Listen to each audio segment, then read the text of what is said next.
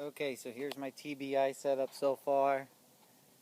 I've roughed this in. I'm just trying to get the wires all figured out, and then I'm going to clean it up. Obviously, it's not going to look like this bird's nest forever.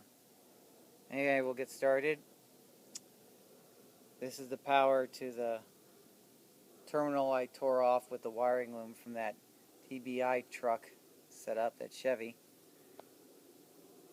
Here's my CRT HEI distributors with the two wires. The tack is green, battery is purple. You can see I wired it up to here. This is the ignition that clicks it into start. Fires up the distributor with the battery, and the green wire runs over there. This over here is where I got just the O2 sensor unhooked for now. Sitting there out of the way.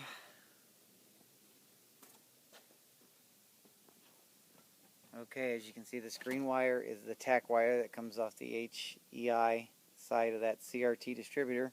Two wire setup.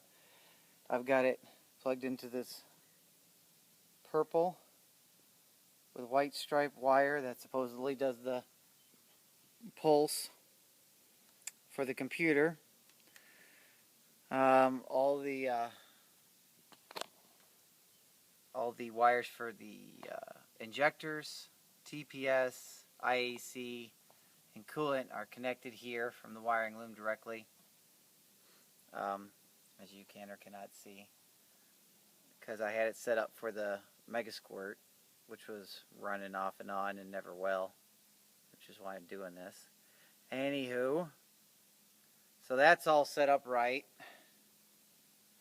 Here's the terminal where that wire comes to the battery. The power, I know it's not great, it's not perfect, but it should be enough to actually get it to fire and test run. There's my ECU module. You can see it's the 122747 that we pulled out with the wiring loom from that truck. There's a wiring harness. Here's the ALDL plug, I guess. My buddy pulled this side out. There was no black plastic piece on it that he pulled out with it, but just this. And from reading up, I figured out I had to crosswire this pink and black, which runs to your ignition, to the red wire, which powers up the injectors through here. I tracked it. There's the red wire. Goes into the two white and red ones for the injectors.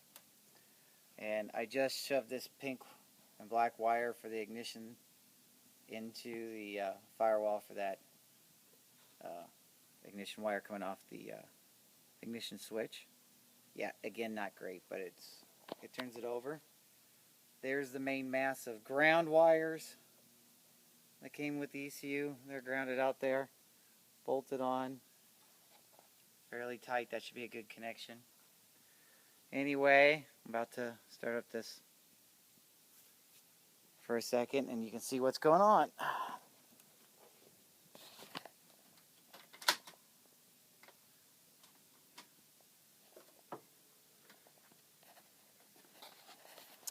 great, nothing. Yeah, I know.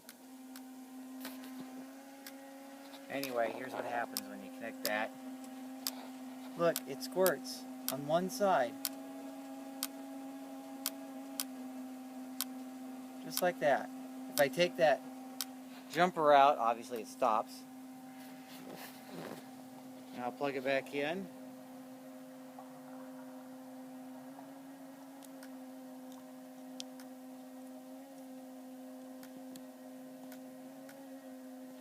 Okay, it's plugged back in. It's doing its thing again.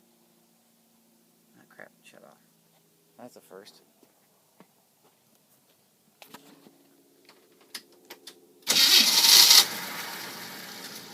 Yeah, it kind of runs for a while because it had gas. Huh, I wonder if I blew a damn fuse. Yay.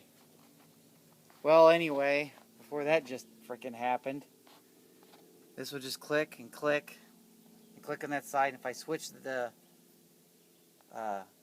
injector pigtails around or whatever, this side still clicked, this side wouldn't.